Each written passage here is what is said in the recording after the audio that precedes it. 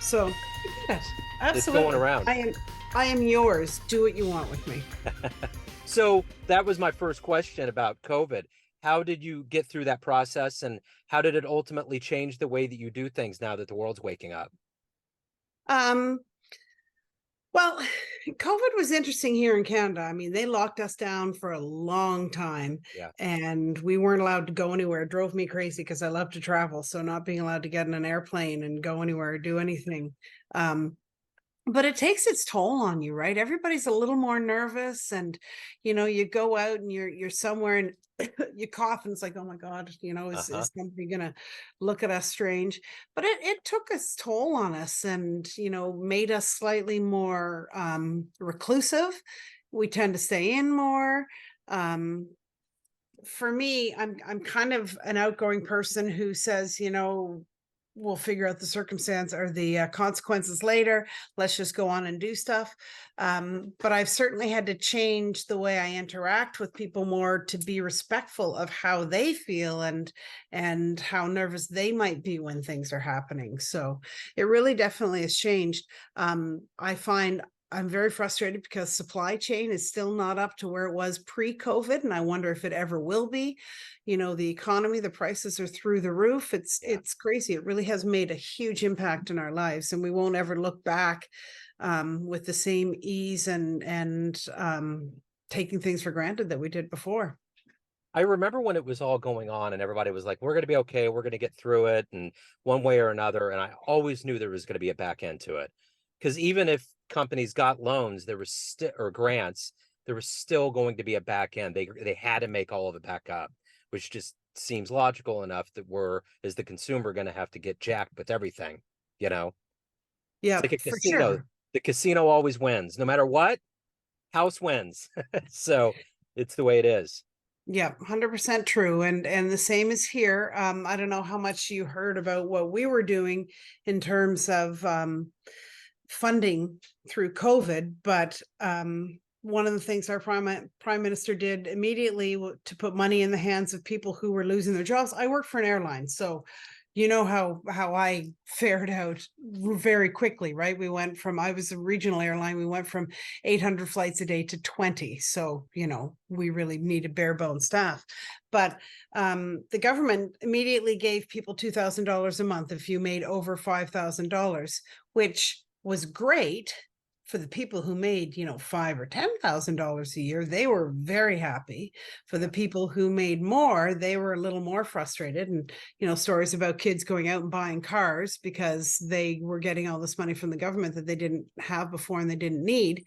And then, of course, they, in their haste to send it out, they sent out too much. So then they clawed back at random times for people. So I think that people reacted as best they could. I mean, I'm being generous. I know a lot of people would argue, but I think that the government, politicians, whoever, reacted as best they could, and some of the choices were wrong, but they did what they could. And at the time, it was something we'd never come up against. So figure it out as you go.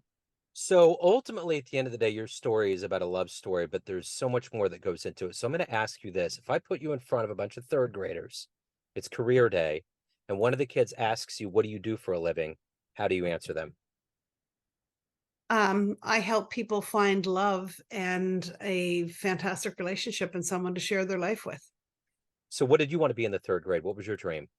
Flight attendant. Okay. All right. So there's dreams abound right now. So let me ask you this. How did this come about? How did the seeds get into you to help people find love? And what was your personal journey like?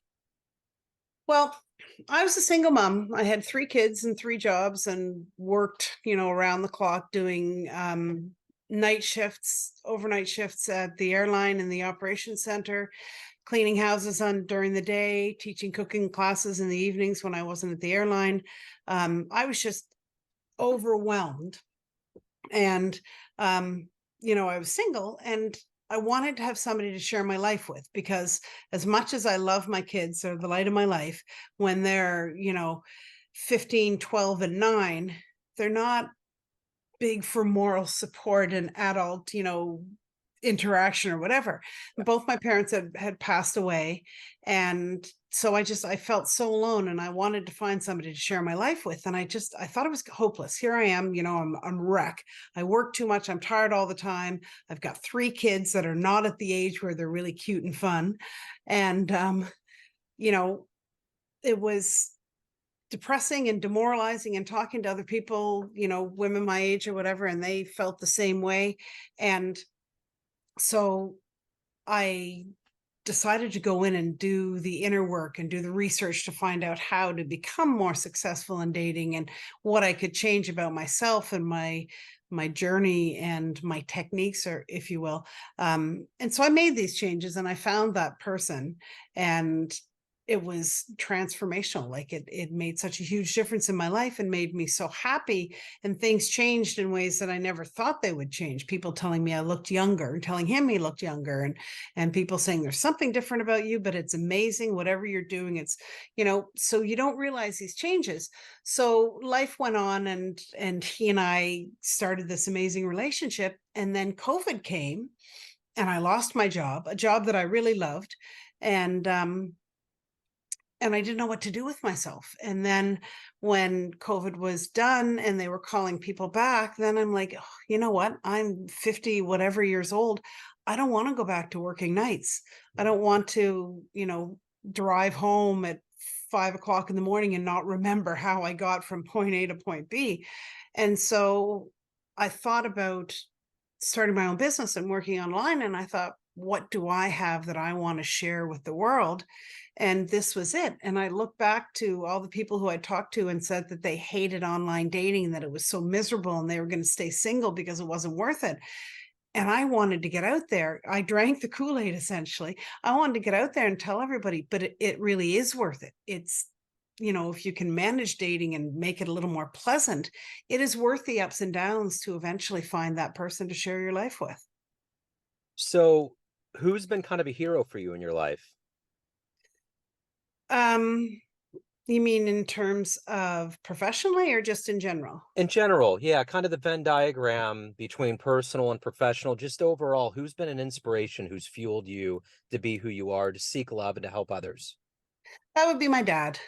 Yeah. He was honest to a fault, but he had a huge heart, and he was a businessman. So, he believed in working hard and earning a good life and making a good life for yourself and your family. And he took care of his family, and he loved with all his heart. And it was just, when I look back every day when I'm doing this, I look back and I think, I really hope my dad's proud of me. I hope that he thinks that what I'm doing is great. And I know that at first he might have thought, just as kind of an odd thing for you to do, but I think in general he would be really pleased with what I'm doing and how I want to help people. What's your favorite love story of everything out there, fictional, fantasy, or real? What's your favorite one? Um, oh, that's tough. There's so many great love stories out there. Um, The Way We Were, have you ever seen the movie The Way We Were? Barbara Yeah, yeah, Streisand yeah, and Robert Redford. I yeah, love that love story, although it ends in heartbreak, yeah. but it is this love that is all consuming between these two people. Um, but that their love is inspirational, but of course it ends in heartbreak. So um, I don't know. I at the risk of sounding arrogant, I really kind of like my love story That because yeah, because my partner, he was with the same person for 30 years, and it was more or less a loveless marriage, and he never had anybody in his corner who believed in him.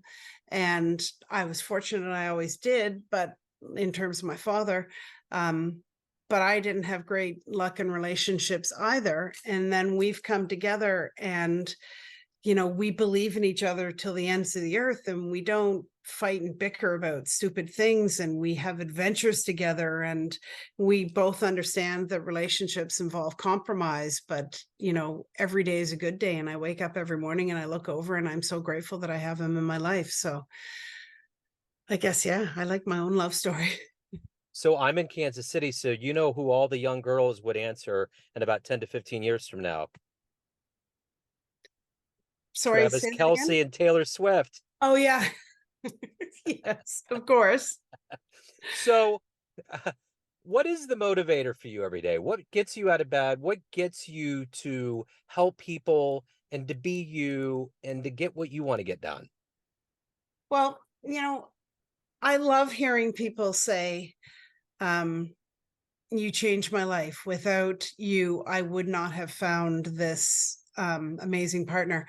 One person who I worked with, she regularly says, and she reaches out to me, and we chat about this and that. Um, but she was dating, and she thought she was never ever going to be able to find somebody who was right for her, who loved her for who she was. She had the standard women's issues. She thought she was overweight. She thought she was too old. She thought she didn't have anything to offer, and she found this amazing person. And now they're married. When they got married 2 years ago, she asked me up when they were taking the pictures. So she brought me forward. She said, "We need to have Krista in these pictures because if it weren't for her, we wouldn't be here." And I love that, not because it makes me feel good about me. I love that because I like seeing other people happy. I like seeing other people smile and have love in their lives and feel fulfillment. And I know it kind of sounds corny, but that's just kind of where I've come to in my life, with a lot of ups and downs and heartache and loss and whatever. Um, I want to see people happy. I want everybody to have that happy ending. What's been the best advice you've ever gotten? The best advice I ever got, to be honest, and I people ask me this, and it funnily it has to do with dating. It was from my mom. She gave me two pieces of advice that I think were crucial. One was never marry a man expecting he's going to change, because he's not. Right? Because so many women, they say, "Oh, well, if we get married, he'll change." No, he is who he is. If he's not who you want him to be, then don't marry him. And the other piece of advice she gave me was never settle for a man who doesn't put you on a pedestal. So, I mean, you kind of mentioned success stories. What's another, maybe a letter or a response you've gotten from somebody, a client, that always puts a smile on your face? I have this client. She sent me a message, and she said, "I can't thank you enough." She said, "I had no confidence in myself, and um, I was so beaten and battered emotionally by my previous husband." She said, "I just didn't think I was ever going to have the confidence or the hope to start dating again." And she said, "I'm back and I feel like I can do this, and I'm happy to put myself out there again," which was great, because she took herself from really almost reclusive, afraid to go out, and didn't want to talk to anybody. And now she hasn't yet met her perfect partner, but she messages me. I'll get a voice note in the morning, and she'll say, "I just want to check in and let you know that I'm feeling great. And I talked to a guy in the grocery store, and he was so sweet." And so, she's got this switch that turned in her head from um, being really afraid and insecure to being more confident with herself and putting herself out there more, which I think is great. So, if you have a dream tonight, you run into the 20-year-old version of you, and you could give that young version of you a piece of advice based on the life you've led, the wisdom you've gained up to this point. What advice would you give your younger self? Um, Definitely to um, stand up for yourself, and don't compromise your value or your integrity for anybody, no matter how cool or awesome they seem to be. And don't ever let somebody put you down when you know that they're wrong. It's stand up for yourself, believe in yourself is the most important thing. And that's something that I sacrificed a lot of when I was younger. So if you can, and I've got a 21-year-old daughter, so I give her the same advice, because she's dating, and I look back and I think it's how scary it is to be doing that. But the most important thing is to believe in yourself and to not settle or compromise your values. So, what of all the things that you've accomplished professionally, what are you the proudest of? Um, I'm it's it's all the little things that make me proud, all the people who are in my audience or my Facebook group and say, "Thank you so much for having this group. Can't tell you how much it means to me." And when people say, "Oh, you have to join Krista's group because it's amazing and there's support and love in that group. And that always makes me happy when I know that I've made a space for women. And I've got one for men as well, but men don't talk as much as women. But when I've created a space where people feel that they can come and be themselves and ask questions and get support, I think that's really awesome. So everyone out there has a perception of you, family, friends, clients, colleagues, but you run the show. What's your perception of you? Who do you think you are? Um, I think that I am someone with a big heart with a lot to offer, but I do still question myself quite a bit. And, I wonder if I am making as big an impact as I would like. I always wonder if, um, there's a way I can be more effective to reach more people. But for the most part, I know that I work hard and I'm very, very dedicated to the outcome that my clients have, and even just people in my audience. I talk to a lot of people who aren't clients and help them along. And for me, I would like to be seen as somebody who, and I believe I am seen as somebody who wants to help, who genuinely cares about people and cares about results, not just bringing in people and making money or anything like that, which is secondary. The main thing for me is helping people and bringing them along. So if anyone out there wants to reach out to you, learn more about you, hire you, anything about your world, where can they go? The best place is just to go to my Facebook page, like my Facebook profile, my personal profile, which is just Krista Melanson.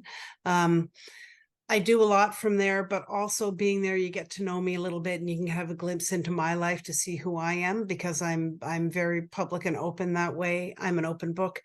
I want people to get to know me for who I am, right? So you'll see stuff about my kids and my trips and my partner and all of these things. So my Facebook profile is really the best place to get a little bit of me, and there's all sorts of contacts information there too. Wonderful. Krista, thank you so much for your story. Thank you for your time. Best of luck with everything. Thanks very much, Joe. It's nice to meet you. Nice to meet you. Take care.